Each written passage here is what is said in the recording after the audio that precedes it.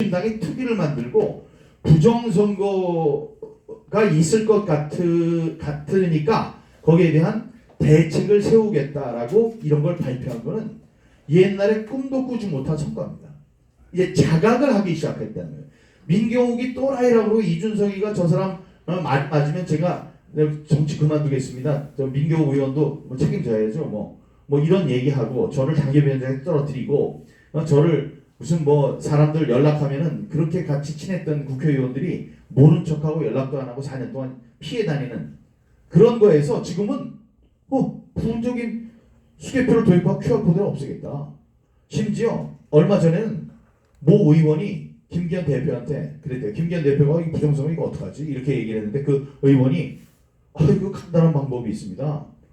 민경욱이 국회의원에 당선되면 민경욱이 어련히 알아서 부정선거 다 처리하지 않겠냐고 이렇게 얘기를 했다고요. 예, 감사합니다. 예, 그렇게 얘기를 진짜로 했다는 거예요. 그런 정도로 바뀌었습니다. 사실 그렇게 되려면 당에서는 정식으로 미안하다는 말을 하나 해야 돼요. 우리가 당론으로 너를 까고 대법원에서 이상한 판결이 나왔을 때 권성동이 받아들인다 뭐 이러면서 나의 대변인처럼 부정선거 문제 제기를 한 게 잘못됐다고 얘기했던 이런 모든 행동들에 대해서 네 마음이 얼마나 아팠겠냐. 우리가 몰랐다 하고 사과를 해야 되는데 그런 게 없죠. 그 다음에 이제 왜 더 카르텔이라는 다큐멘터리가 두 번째 다큐멘터리가 나옵니다. 그래서 그 시청자가 100만을 넘게 됩니다. 여기 아까 주간조선 여론조사인데요. 주간조선 과거 투표에 부정이 있었나? 요거는 서울, 경기, 인천 수도권에만 조사를 했습니다. 주간조선에서 했는데 과거 선거 투개표 시스템에서 해킹이 있었느냐? 그러니까 누구 와서 그 결과를 뒤바꾼 게 있었던 것 같냐? 조작된 일이 있었을 것이다. 38.2. 10명 중에 한 4명 가까이가 조작된 게 있다. 없다는 게 한 반쯤 되는 거예요. 48.9. 모른다는 게 한 13%. 이 정도면 많이 개화가 됐습니다. 여러분 요걸 좀 기억하셨다가 그 주위에 계시는 친구분이나 이런 분들한테 한번 물어보십시오. 네 생각할 때 부정선거가 있었다고 생각하는 사람이 국민의 한 몇 %나 있을 것 같아. 이러면은 글쎄요 뭐 한 3%, 한 5% 되게 그렇게 얘기합니다. 근데 그게 이렇게 올라가겠습니다. 38.2, 40% 올라가 있다. 국정원의 발표가 아까 있었는데요. 한마디로 민경욱이 옳았다예요. 우리가 또 옳았다. 부정선거를 주장한 우리가 옳았다. 자, 그 발표가 뭐냐? 통합선거의 명부가 있습니다. 이렇게 선거를 할 수 있는 사람을 쫙 써놓은 거예요. 거기 이상한 게 많았죠. 137살, 136살 가보격자 때 태어난 분들도 쭉 해가지고 막 있었잖아요. 아니 세계에서 제일 나이 많이 드신 분이 117세 남자는 117세인데 그분이 이 통합 영등포 을에 가서 전철을 타면 앉아야 되잖아요. 117세가 되니까 피곤하셔가지고 앉으려고 이렇게 경로석에 가면 왼분이 앉아 있어요. 그래서 아이고 좀 일어나시죠 이러면 야 임마 너 몇 살이야? 저 117세예요. 세계에서 제일 나이가 많다고 그러는데 야 임마 내가 135살이야. 내가 너 누나 내가 너 이모야 이모. 막 비켜. 아니 영등포에 그렇게 돼 있었어요. 근데 그게 뭐예요? 통합 선거의 명부를 해킹해서 마음대로 집어넣고 빼고 이게 가능하다. 이걸 누가 얘기했어요? 국정원에서는요 간첩만 잡는 게 아니에요. 여기 사람 간첩만 잡는 게 아니고 쫙 오는 사이버 해킹 해커들의 공격 1초에도 수십 번, 수백 번, 수만 번, 하루에 수백만 번 오는 그거를 하나하나 잡아가지고 집어넣고 문제가 생기면 그거를 또 경보도 띄우고 그러는 엄청난 시스템이 있습니다. 그래서 제가 KBS 9시 뉴스 앵커 할 때도 갔었고 국회의원 할 때도 갔었어요. 강남에 있어요. 아주 강남에 있다고요. 근데 이 사람들이 얘기한 거예요. 국정원에서 통합선거의 명부를 해킹할 수 있더라. 이 사람들이 직접 해킹을 했어요. 두 번째, 사전 투표를 한 사람과 안 한 사람을 바꿀 수가 있더라. 한 사람은 안 했다, 안 한 사람은 했다고 할 수 있더라. 그래서 생긴 게 투표를 하러 갔더니 아니 당신 투표했잖아요. 언제? 사전 투표했잖아요. 한글로 나오는데 아니야 싸우다가 막 나가는 거. 이런 게 다 이런 데서 벌어진 일이었다. 한 사람은 안 했다, 안 한 사람은 했다. 이 사람 그 빅데이터를 잘 보면 사전 투표를 안 한 몇 차례에 걸쳐서 안 한 사람들은 안 할 확률이 높다고 생각을 한 거예요. 그런 사람들은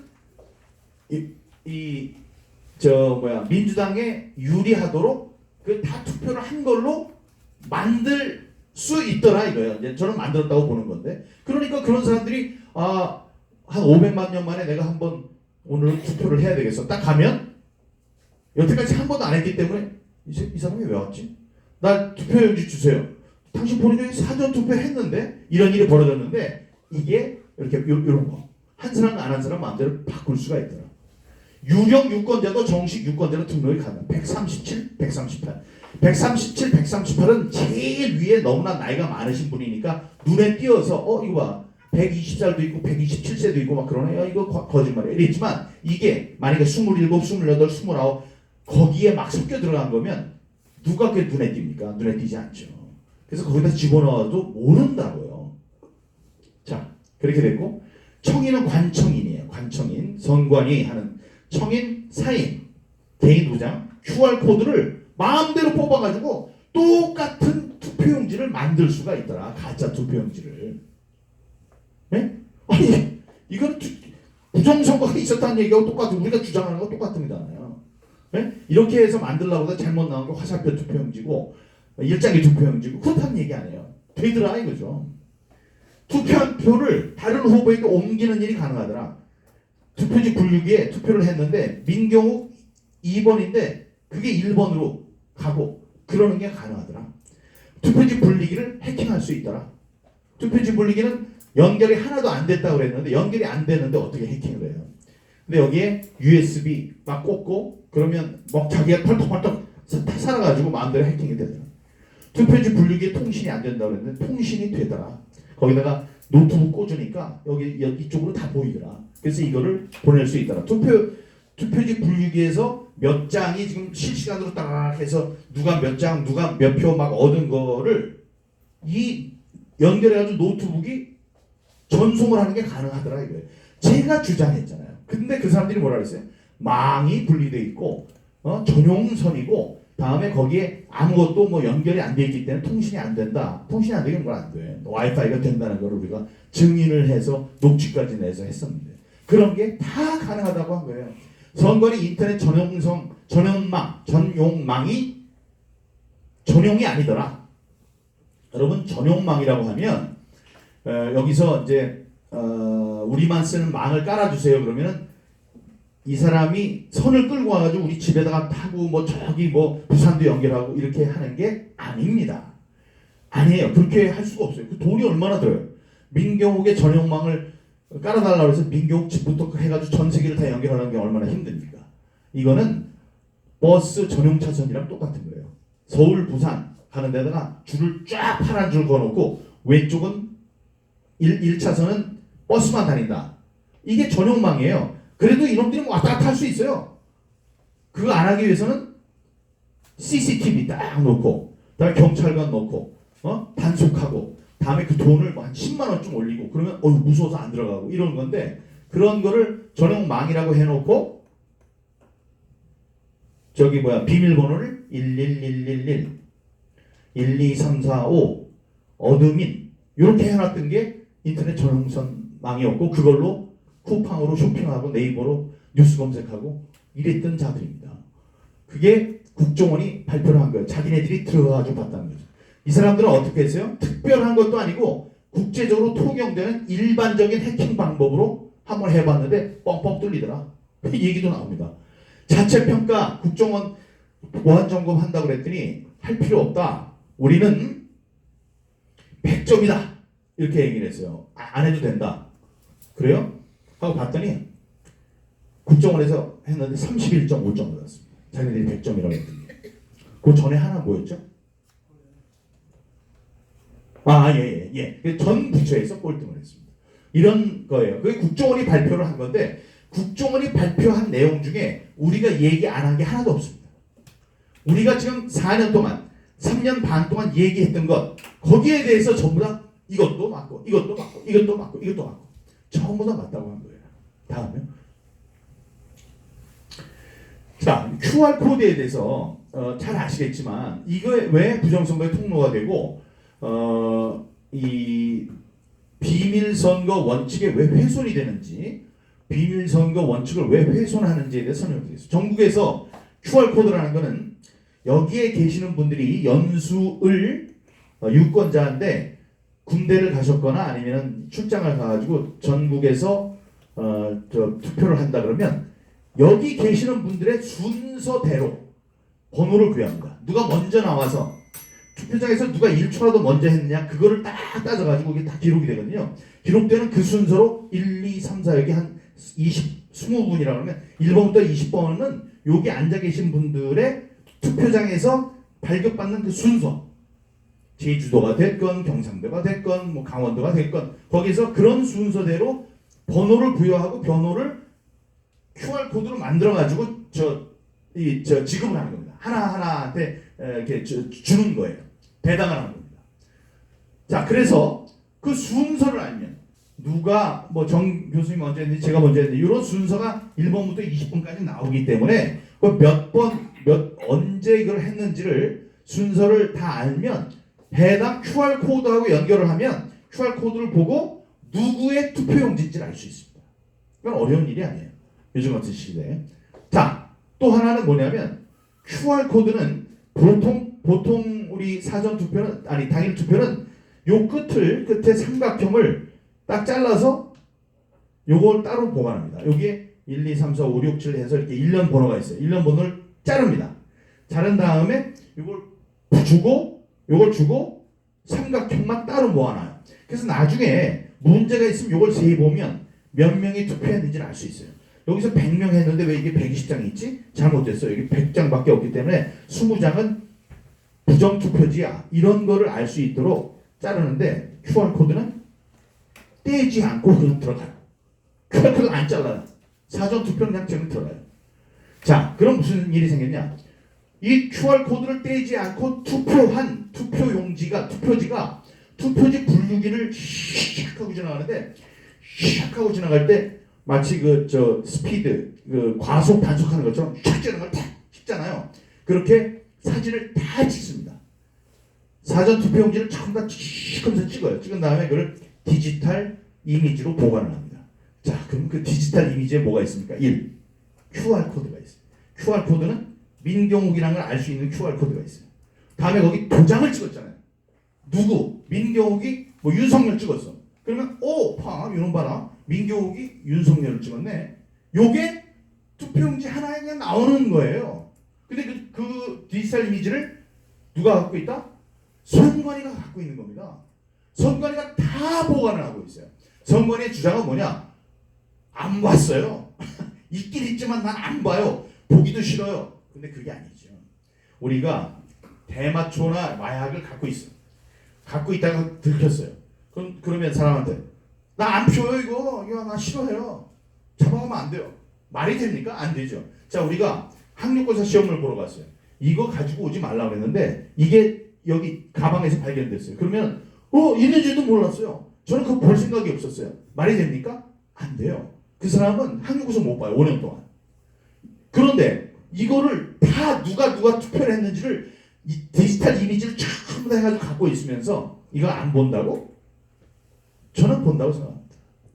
그리고 볼 수 있는 가능성이 있다면 그거는 하면 안 되죠.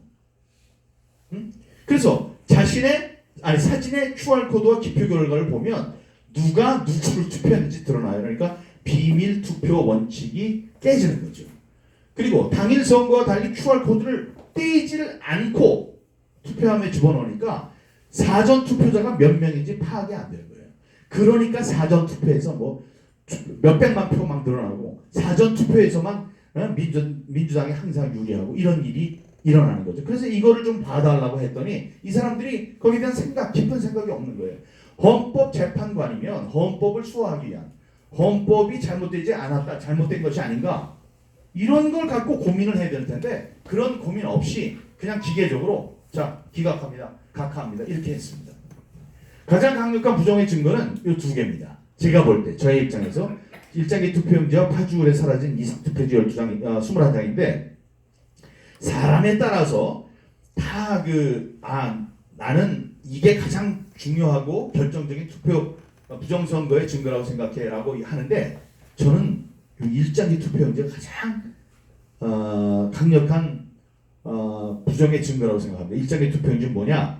투표용지 좌하단에 투표관리관의 도장을 찍어야 됩니다. 그 투표관리관의 도장에는 예쁘게 어떤 글이 써 있어야 되냐면 송도 이동 제6투표소 관리관 혹은 관리관의 인 이런 글씨가 딱 예쁘게 쓰여져야 되는데 좌하단에 보니까 빨갛게 이게 뭉개져가지고 빨갛게 있는 거예요. 그래서 그 일장기에 있는 가운데에 있는 빨간 원같이 이렇게 되어 있는 거예요. 그래서 일장기 투표용지라고 얘기를 했는데 그 일장기 투표용지가 딱 나왔을 때 선관위에서 뭐라고 했느냐?